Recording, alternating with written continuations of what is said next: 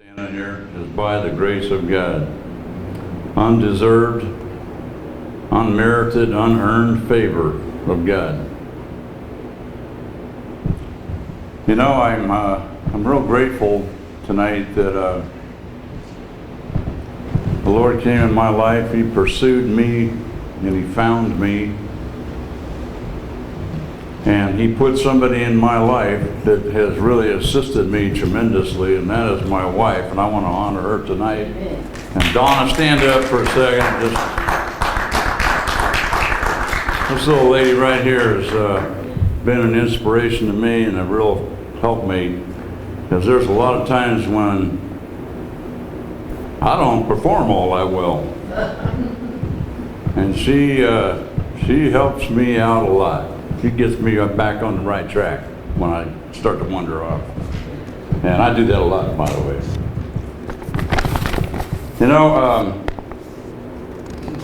my audiences that I speak before usually are groups of convicts, small groups and large groups of convicts or military veterans. I'm used to speaking to those guys in those categories, and it's unusual for me to speak before any other groups. But thanks to Sister Fran, I'm breaking out of that mold, it looks like. So here I am tonight, and I ask you to bear with me. I'm only going to touch on a few highlights of my life, what the Lord's done for me, some of the experiences I've had. You can catch the whole story in the book. It's about a 300-page book. It's got over 50 color pictures in it. We went with color because it makes the book a little bit more come alive. Lots of color pictures. Oh yeah, Donna's got a sample of it there.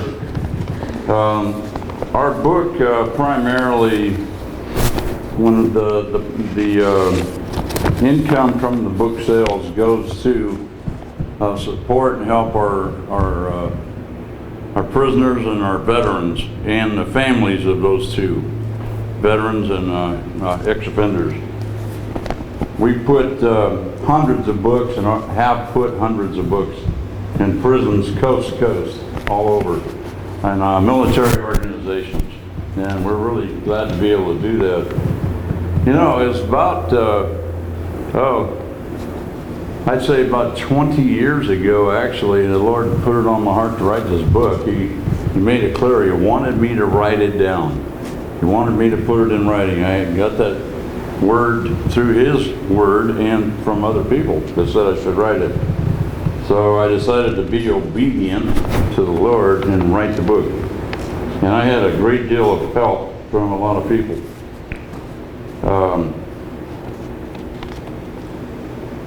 Well, first of all, I want to take you back in time just a little bit to 1986. Does anybody remember a movie by the name of Good Morning Vietnam? Yeah, a bunch of you remember that. Robin Williams was in it. He played a DJ, Armed Forces Radio. His name, the airman that actually he was impersonating was named Adrian Conower. Might even remember that name too, because he was pretty famous.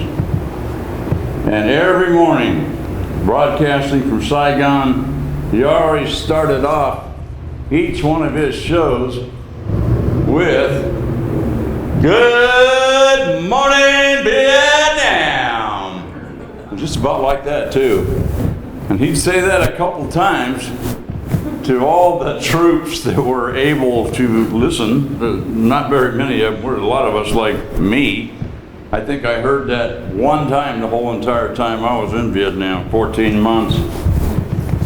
Just wasn't in any areas where there were radios or TVs or anything, or electricity or anything else. Where I was at was mostly up in the mountains or jungles or other places, and so I didn't have an opportunity to hear that too often. I went into the military out of college. I had tried to go to college for a short time. That didn't work. Had a scholarship out of high school My mother, she was pretty tough on me. She wanted me to study hard and get good grades. So she cracked the whip on me, and so I produced. Not because I wanted to or was anybody special, but because of my mother. She let me have it if I didn't get with it and study. So I studied hard and got a scholarship offered to me in music. I was in an orchestra, of all things. I played a lot of different instruments, but I departed from that. The college just wasn't the thing for me at the time. The only thing I was interested in was three things, actually. Football, which I played quite a bit of, cars, and girls. That was it. Well, those three don't mix too good and don't work real well going to college. You got to crack the whip over there too and study if you're going to succeed. So I wasn't interested in that. So I dropped out of college and I decided to join the armed forces, the military. This was before Vietnam started. And I went down to the recruiting offices and I looked at the Air Force pictures, you know, and looked at the Navy and I looked at the Army. And then I saw this Marine Corps gunnery sergeant all dressed up in his dress blues. You ever seen that dress blue uniform or Marine? You know, the red stripe going down the side and the blue shirt or trousers and the tunic and all that. And of all things, I decided I would join the Marine Corps because I like that uniform. That's a bad reason to join the Marine Corps, or any branch for that matter. But I like that uniform and I wanted to have me one of those. So I joined the Marines. And after going through boot camp and serving a short time, a year in military police of all things, I got my orders to go to Vietnam. Now, I need to go back just a second. When I was growing up, my mom and dad did not go to church. They didn't talk to me about church. They had nothing to do with the Bible. They didn't pray with me. They didn't guide me in that line at all. Okay? I grew up in a home where that just wasn't the thing. It wasn't the predominant thing. So I grew up with that kind of an influence. But at the same time, I was growing up in that type of a family, well, alcohol and all the rest of it, violence and just madness, crazy. It was bad. I went to a church. I went to a little Assembly of God church. Of all kinds of churches to go to. But I liked the kids, the friends, the camaraderie. And I liked it when my mom would always give me something to put in the offering plate. And it never made it into the offering plate because there was a candy store on the way to church. And I always made to hit that candy store. Shame on me. But anyway, I had a lot of influence going to that church, but I was hearing one thing at the church and seeing something else at home. So I was real conflicted. You know what I'm saying? It was very, I couldn't figure it out. You know, I'm being told one thing over here. You can't dance, you can't play cards, you can't, a whole bunch of long list of stuff you can't do. Very little you could do. And then my mom and dad doing everything they wanted to do. So I went into the Corps and I was very unprepared for a lot of things that happened, but I wanted to fit in. I wanted to become a real Marine. So I took up a lot of things, a lot of practices of those crazy jarheads. And I finally got my orders. I got sent over to Vietnam. And on the way over, our CO, he told us, most of you guys aren't coming back. You might as well prepare for that. Well, you know, when you're young and arrogant and chest sticking all out and crowing like a rooster, you know, you don't sweat that kind of stuff, you think you're invincible. Well, that's what we did. We thought we were going to all come back. But we didn't. A lot of us, most of us didn't come back.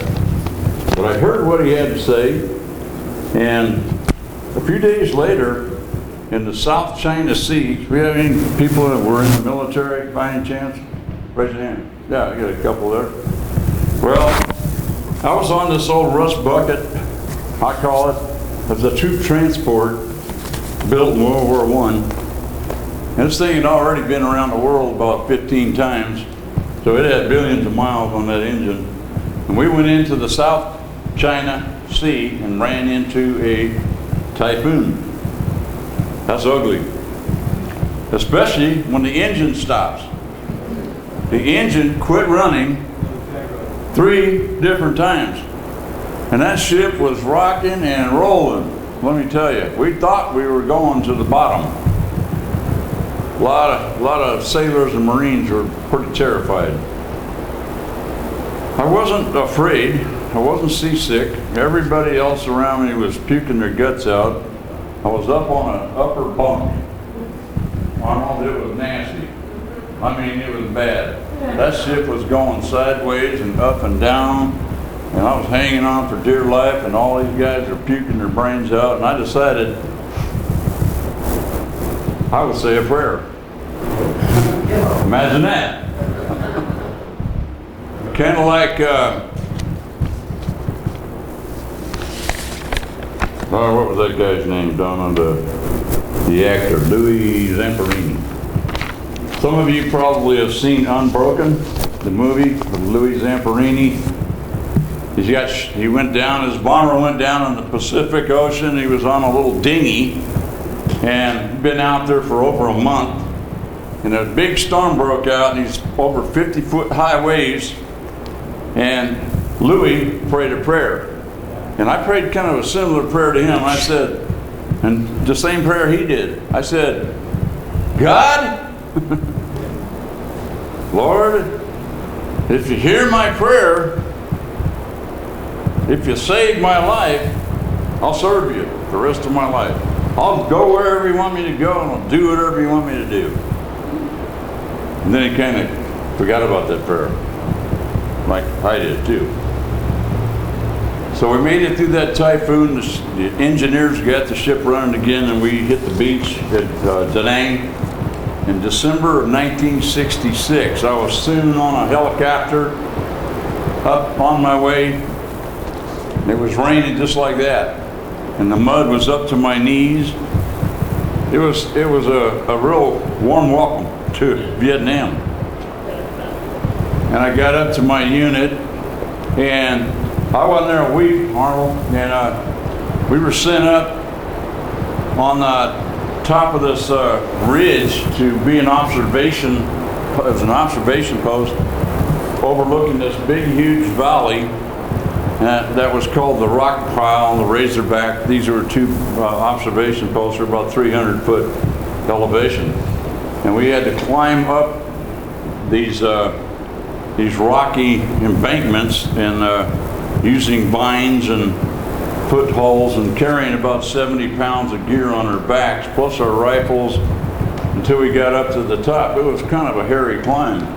But once we got up there and set in, there was no place to dig in. All you could do is kind of try to get down around some of the rocks. But one day, all of a sudden, all hell broke loose. Enemy arms, fire started coming at us. Bullets zinging off the rocks around us, going through ponchos and our clothing. I realized that day that somebody was trying to kill me. I really woke up to that fact that I was involved in something serious here. I don't think it really dawned on me or it hit me before that day. So it really changed my thinking dramatically. Only one of our guys got hit he got shot in the foot. We had to medevac him. Helicopter had to come in, get him up off the mountain. And a few days later, it was about the middle of the night, about 2 o'clock in the morning, no stars, now you couldn't see your hand in front of your face. We heard movement, like something coming up the side of the hill, the mountain. And we opened up, because we thought it was the NBA or the VC coming up on us. So we opened up, big firefight. Well, it was only one way. There wasn't any bullets coming at us. We were doing all the shooting. Next morning, the sun come up. All we could see and find was all these dead rock apes. These rock apes were about 5 foot tall. There was a whole squad of them out there laying on the side of the hill dead. Because they were trying to come up and get our sea rations can. They were after food. But we didn't know that. Besides my book, a couple other books were written about our captain, Captain John Ripley, and our unit. We came to be known as Ripley's Raiders. And there's a book called The Bridge at Donghaw, and also another book called An American Night, K-N-I-G-H-T. I'm in both of those two books and the one I wrote, and it's about that unit, Ripley's Raiders, what we did, our accomplishments, how we came to be a distinguished unit in Vietnam. Our CEO is almost single-handedly responsible for blowing a bridge over the Perfume River, stopping about 200 enemy tanks from coming into the south part of Da Nang. And you can read about that in those books. But after about 3 months in country total, somewhere around that time frame, I was on a patrol one day. It was actually a company-sized patrol. Marine Corps company is about 180 to 210 men. Okay, so we're up here, we're up on this mountain, and artillery came in. And that artillery landed on our first squad. I was in second squad, first platoon, and I heard the screams and heard the shrapnel. Some of the shrapnel was barely missed me, being as close as I was to the location. But I moved forward because I was ordered to go in and help police up the area, was the term we used to clean up and gather up all the remains of these Marines that have been chopped up like hamburger.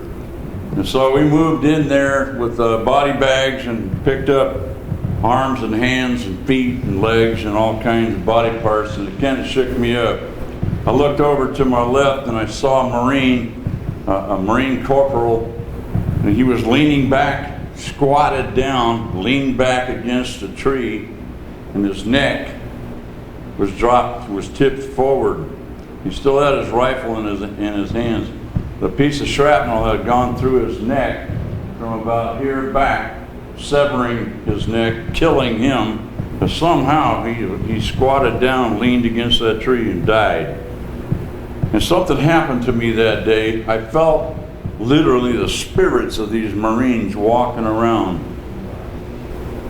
They were young, vibrant, full of life men, brothers, sons, husbands. These are young men in their prime. Some of them were my friends. We were all brothers. Now they were gone, just like that. In one explosion. Here one day, healthy, gone the next. Life's kind of like that. We never know when our time's going to be up. Just like that. The screams and the cries and moanings, everything subsided. The hair on my hands and arms and head were standing up as I sensed those guy's spirits moving around. But something happened to me that day. Something snapped inside of me. And then, but I never shed a tear in Vietnam. I became hard as a rock. You can read about that incident and many other stories. I'm not going to go into all of them. I will tell you about an incident that happened one night about a month later. We were back in the CP command post, and I was laying down.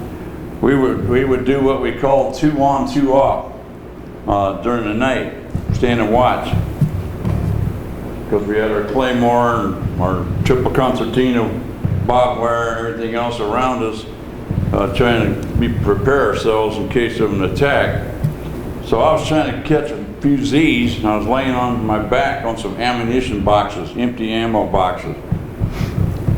I'm sound asleep, and all of a sudden I was awakened very rudely by these cold little feet running across my forehead. A bunch of rats were going this way, and I heard them cheeping and peeping and whatever they do. They make kind of noises, you know. They woke me up, those cold, clammy feet going across my forehead. But then I felt the weight of a constrictor, big snake going across my thighs. Now you can see that snake in the book, a picture of him in there. Unfortunately, the rats ran away, but they were going that way, and the snake was going that way. The rats woke me up, and I felt the snake, and I figured, well, I'm just going to let him keep on crawling and hope he don't stop. But if he does, one of us is going to die for sure, because I had a 45 and a bayonet in each hand. But he kept on going. We also had run-ins not only with lots of snakes over there, but also tigers. In my book is a picture of a guy, a Marine, Tiger Dave, he came to be known as, out on patrol one night. We had a Bengali tiger that snuck into an ambush site and took half his arm off. He was on the USS Sanctuary hospital ship where I was. We ran into each other later, and we keep in touch to this day. He came back to the States. So we didn't have just the enemy to put up with and contend with, but we had the leeches that would get on you and suck your blood. They'd get on you about the size of a rubber band, you know, real thin, skinny. And then when they got done, they'd be as big around as your thumb, full of your blood. And leeches were something else. And the mosquitoes, they were big and bad too.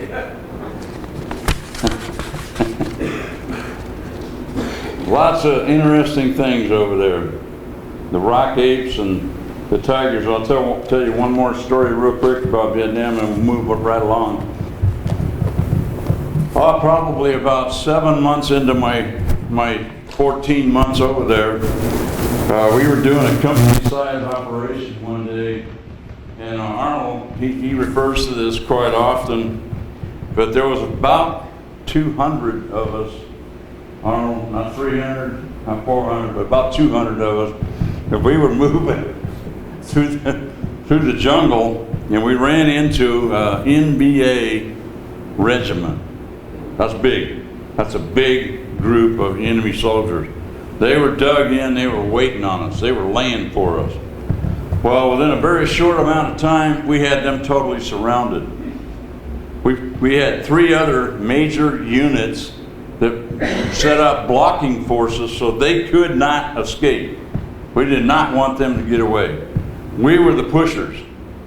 And we were ordered, once we got up close on them, we were ordered to fix bayonets and charge. And literally that's exactly what we did. So we went into these NBA.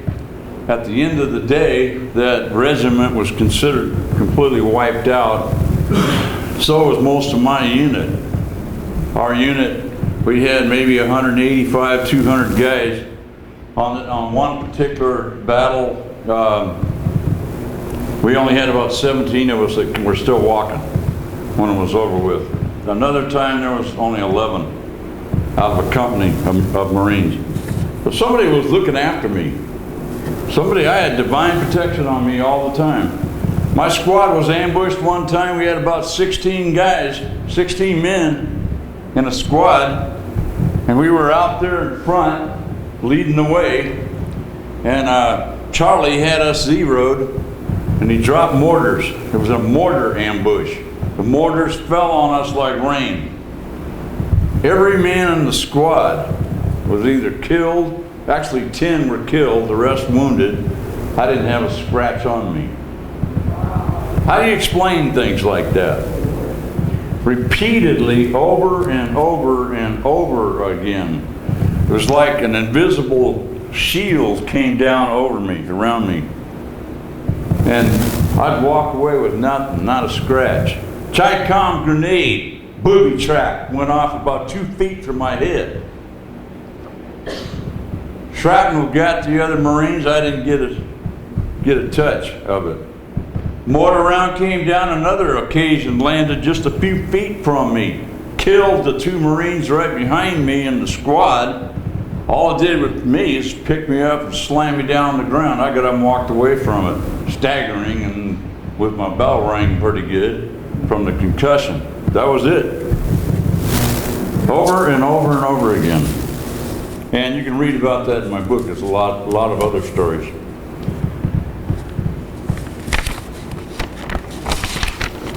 In late 1968, my rotation time came up, and I was ordered to get on a helicopter to go back down to Dong Ha, and then to Da Nang, where I got on a plane and flew back to El Toro. Actually, Okinawa first, and then El Toro, California, and I finished up my time in the Marine Corps with 3rd Marine Air Wing and was honorably discharged from the Marines.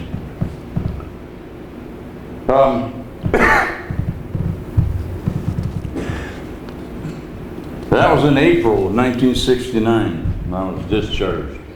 By December of the same year, I was on a bus called the Gray Goose to San Quentin State Prison. In those few short months after I got out of the Corps, up until December and being in the LA County Jail, I had gotten involved. I'd come back from Vietnam all kinds of crazy and ill and everything else. My wife at that time, we were married about 22, 23 years. She dragged me into the VA hospital. She knew something was wrong. I wasn't clicking right. Didn't have both oars in the water. Didn't have that 6-pack. Wasn't working. She knew something was wrong. So I just wasn't acting right. Didn't have it together. Dragged me into the VA hospital. Saw a couple of doctors. Saw some psychs. They said, "Well, Mr. Brandon, you have severe shell shock, and there is nothing we can do for you." Now, they didn't recognize post-traumatic stress back in those days. They didn't even know what that was. They didn't call it by that. But they sent me on my way. And next thing you know, due to my drinking and drugging and working 2 jobs, I was working as a bouncer in an LA nightclub at night and working a construction job during the daytime. I fell into with the wrong group of guys in LA. Bad associations. Instead of being here in a nice church and hanging around with nice people, I was doing just the opposite. I was out there running wild, running with the bad crowd. I'd never thought about committing a crime in my life.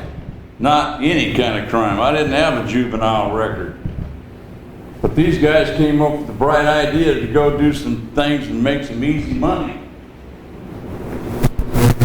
Well, it didn't turn out to be so easy after all.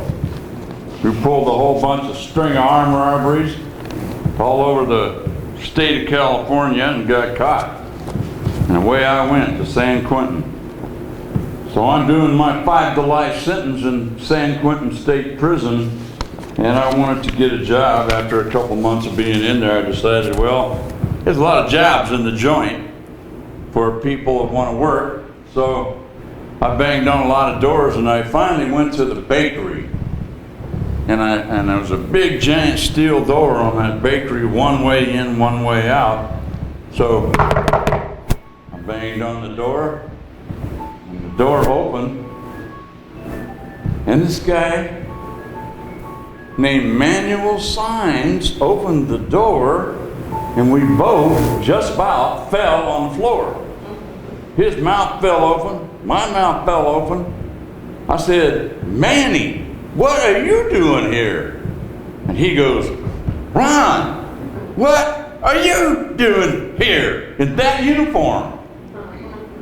He had been my Sunday school teacher in church before I went into the Marine Corps. And I hadn't seen him for all these years. And I didn't know he worked in San Quentin. I didn't know he ran the bakery department. And he didn't know I was in trouble with the law and got locked up, was on my way up to see him where he worked. So he gave me a job working in the bakery, made me a Remington Raider. You know what a Remington Raider is? Yeah, Remington Raider. That's a typist. Remington typewriter. So I'm typing away in there, and one day I realized, that the whole crew in the bakery were my Spanish American brothers. They were all Mexicans, and they were part of a gang. Well, they didn't like it, the white boy getting hired in their bakery. So they started plotting. One day, Manuel was getting ready to go out of the bakery door. That big old steel door, one way in, one way out. He opened the door and he started to go out of the bakery, and the Lord stopped him and spoke to him. And he said, and he told me about this later on, he didn't hear an audible voice, but he heard the voice of the Lord speak to him and say, Manuel, if you leave the bakery today, your crew is going to kill your clerk. I was the clerk. So he says, well, what do I do, Lord? The Lord spoke to him, showed him what to do. So he backed up, slammed the door shut. He went and called all of his crew. And they got in a circle around him. And he starts to tell them, now you fellows all know who I am. You know that I'm a Christian, that I'm a minister of the gospel. He's the associate pastor of that church. He says, you know that I'm a man of God. And God speaks to me. Sí, Senor. They were all talking in Spanish and everything. And finally he said, the Lord told me that you all are armed and you all have knives, shivs, and you're going to kill my clerk. Oh, no. They just started battling denials and saying, no, that ain't going to happen. But he said, wait a minute, stop. You know that I know what you're going to do. I'm going to give you a choice right here and now. You either hand over those shanks, and we're going to forget this whole thing, or I guarantee you will never walk out of this prison again. Ever. So they all looked at each other, started reaching in their backs, reaching in their pants, pulling out these knives. Every one of them were armed. Every one of them had shanks. And they all handed them their knives. And Manuel put them all in a bag and he got rid of them. Now, here's the interesting thing. Who am I? Who am I? That God would go to such lengths to speak to this man, to disarm these guys, to protect me. Why me? Why did he keep his hand on me and bring me back from Vietnam and through all that stuff, craziness? A really bad car wreck I had one night. Another Marine with me was killed. Car flipped end over end on the highway. landed upside down. I walked away from it without a scratch. Hardly, a couple scratches. It's kind of amazing, huh? That's the way God is. He set His love on us. He sets His love upon us. Doesn't He? Amen. He loves us with an everlasting love. Doesn't stop. And the thing about it is, I wasn't even living for the Lord. I wasn't even serving Him. But He still loved me. He still watched out for me. He was still dealing with me. He was still calling me to turn my life around. Amen? So I got out finally by the grace of God, thanks to Governor Reagan at that time. That's another incredible story. Governor was involved in me getting released from prison. I should have never got out when I did. I should have done about 8 years, and I only did about 2.5 years. But I got out, and I continued my life of crime and doing crazy things and drinking and drugging and all that for another 22 years. I was in McNeil Island up in Washington. And finally, that last year in prison, which was 91, January 92, I was released. I went to a church outreach. It was a gathering of, the church sent a team of people in there to share their testimony with us guys in prison. And I went to it, and I only went there for 2 reasons. One was to eat the home-cooked food that they were bringing in, and the other one was just to gawk at the ladies. I wanted to check them out. Like any young, red-blooded guy doing time.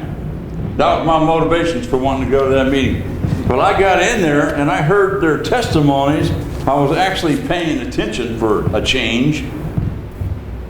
And what they said really hit home. It really penetrated. And I went back to my bunk that night and I couldn't even sleep. And so I piled all kinds of pillows and blankets all over me and everything so nobody would hear me, because I was doing some wailing. I had been convicted of my life, my sin, the way I had been acting for so long, all the people I'd hurt and stepped on, all the hatred, misery, just on and on. I confessed it all. I got it all off my chest. Went through a real time of repentance. Snot was flying everywhere. Tears. I was weeping. I really went through it. And something happened. Something changed. I got out, and God began to open. I got out with nothing too, but believe me, I got out, when I got out of that prison in January 92, which is the last time I was in prison, I got out and I had no clothes except what I had on my back. No car, no money, no job, no place to go, nothing. And they gave me audacity. They had to give me a check for $40 and a size 18 foot in my backside. Get on down the road, boy. Yeah, it wasn't pleasant. It wasn't fun. But you know what? There was something good about it. The Lord, He knew what was happening. And He had me by the hand. And He was walking me right along. And He provided a place to go. I could go on. You got to read about it in the book. It's all in there. What happened, the stages I went through. And I got back 50 times more than I ever dreamed of having before. I ended up going back to school. I told the Lord that I wanted to go to school. He showed me that was what I should do. I went to this school, went to that school, got a little education, got my master's degree in divinity. That's another story that's pretty incredible. Was ordained, went through a 1-year program, serving like an apprenticeship, I guess you could call it. And then the last thing I'll talk about and mention here is real quick is I met Donna.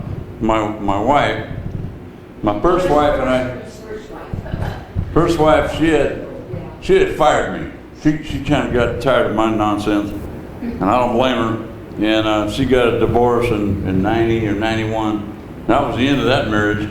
And then I was single for about 10 years. During that time, in 1992, I met Donna, and after some time, I realized that this was a really special lady, and I fell in love with her. I wanted to get married. I wanted her to be my wife. But now she had been a teacher in a college for a whole bunch of years, like 30 years. She was a real goody two-shoes type of person. She didn't smoke or drink, nothing like that. Went to church, totally the opposite of me. And she wouldn't marry me when I asked her to marry me. You imagine that? She wouldn't marry me. I can't imagine why. But after 8-9 years went by, one day, while I was going to school during the daytime and working at a hotel, Embassy Suites Hotel in Portland on Airport Way there, I was head of security. Believe it or not, I was working there, got promoted 3 times. I was working there, head of security, doing good. One night, that morning, I got up after the graveyard, I went back to my apartment, and I got down on my knees and I said a prayer, Arnold. God, I'm tired of being alone. I need a wife. Why don't you speak to Donna, have some words with her. Change her mind or something, Let's get this show on the road. I was basically telling God, hey, I'm tired of waiting. I want to get married and have a wife. So to find out what happened, you got to read my book. But I'm gonna have my Donna come up here just for a second and share real briefly, because I'm pretty much done. I will just say this: we have been in prison ministry. I've been in it. She's been in it for probably 26, 27 years. I hit 20 years this year of going in and out of prisons in Washington, Oregon, California, wherever I can get in and minister, speak, and we've been doing that for quite some time. And I'm real grateful for the opportunity to be able to go in, go back and disciple these guys, teach Bible classes, get them, educated and turned around so they really know the Word before they get out. So Donna, come on up. Let's give Donna a welcome. I'm going to let her share a couple words. She's much more eloquent than I am. So, anyway, hello everybody. I just wanted to say, first of all, I was so blessed by the worship tonight. I could have gone on and just worshiped the whole evening. Such a gentle, beautiful sound. So thank you for ushering us in with that. And it's just an honor to be here tonight. As Ron was speaking, I just wanted to pick up on a couple of things that I thought would be helpful for you to know. That while Ron was in Vietnam, that church that he started going to when he was like 10 years of age prayed for him, covered him in prayer, earnest prayer the whole time he was over there.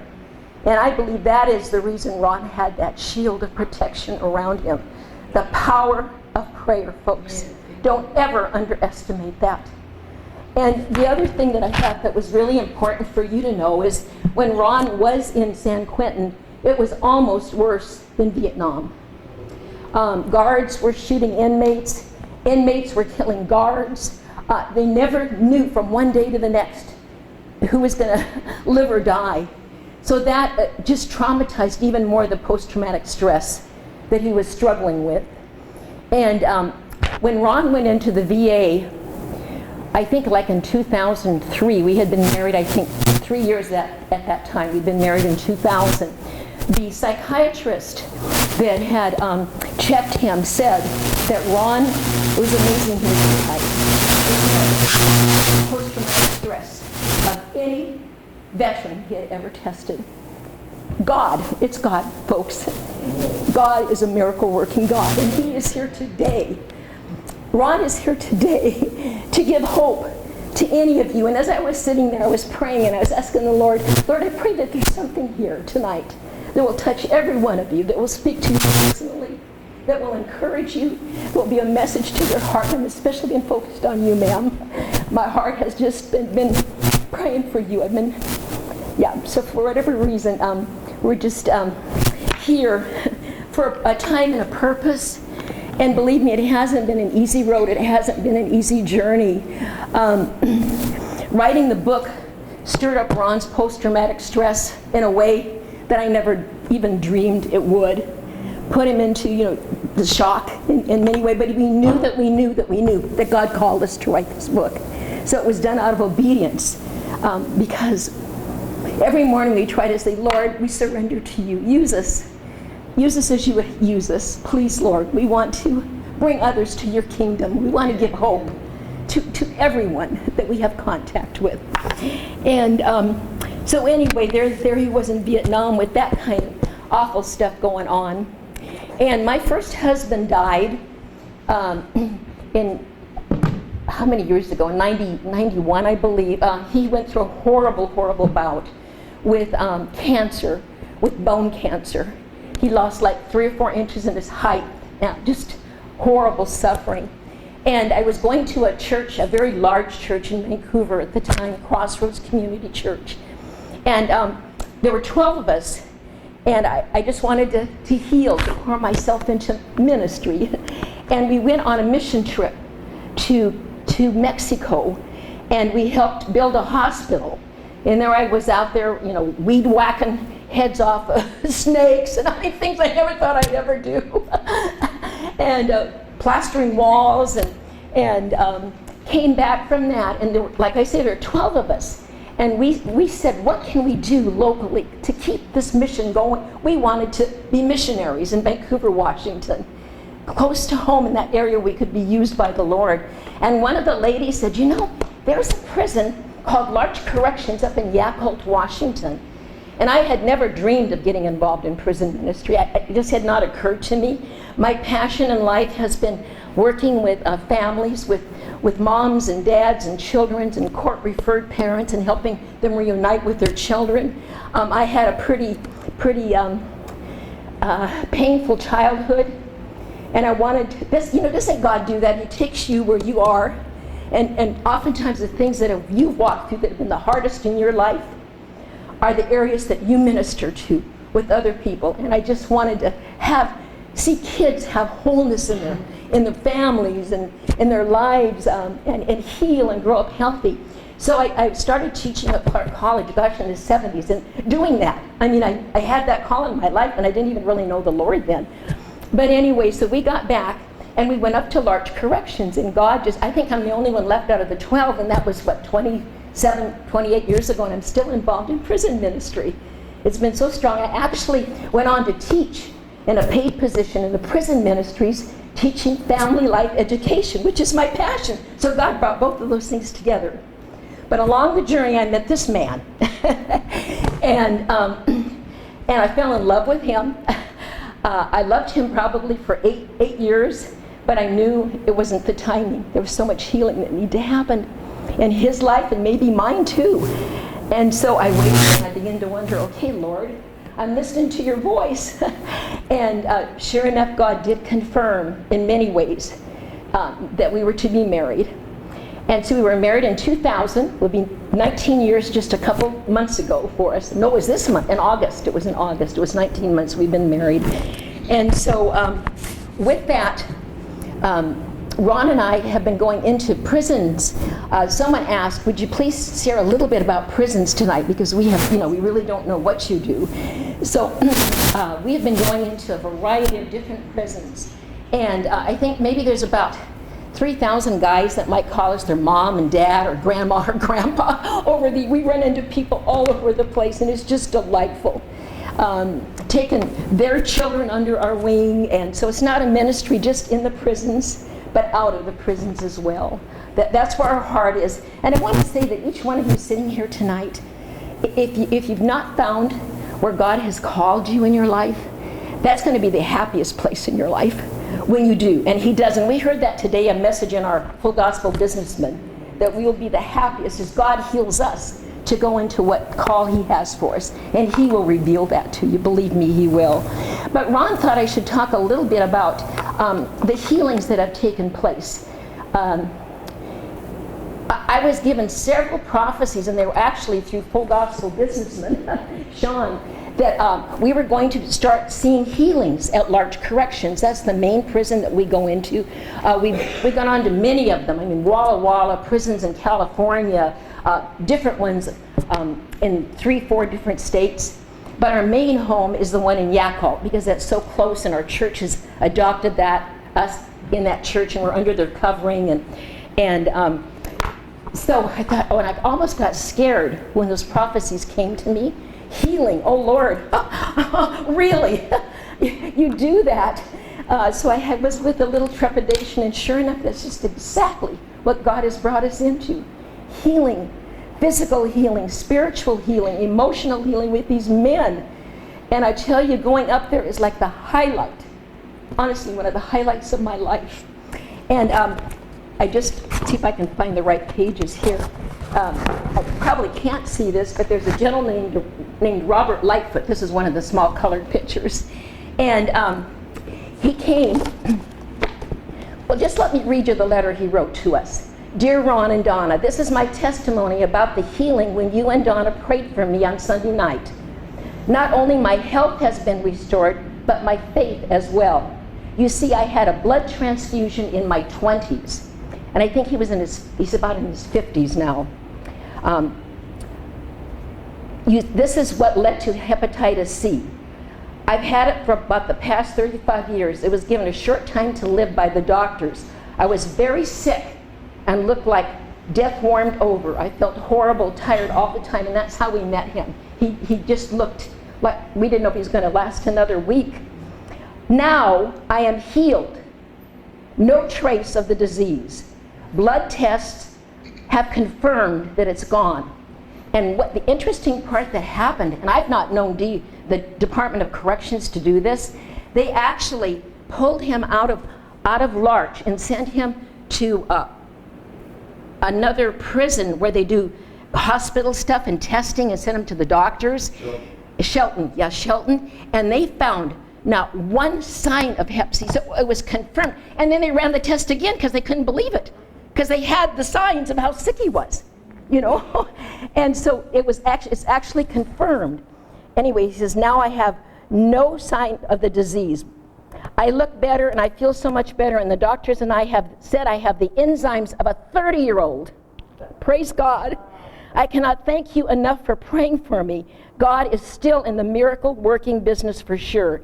Your faithfulness is very evident to all of us inmates, and we're so grateful for what you do. And then I guess there were like maybe 3 other men that were healed of hep C too, that we found out later, as well as other healings that took place. This is God. This is God's heart. And we just praise him. We praise him for the honor of being here tonight with you, with every one of you. It's just not a mistake. And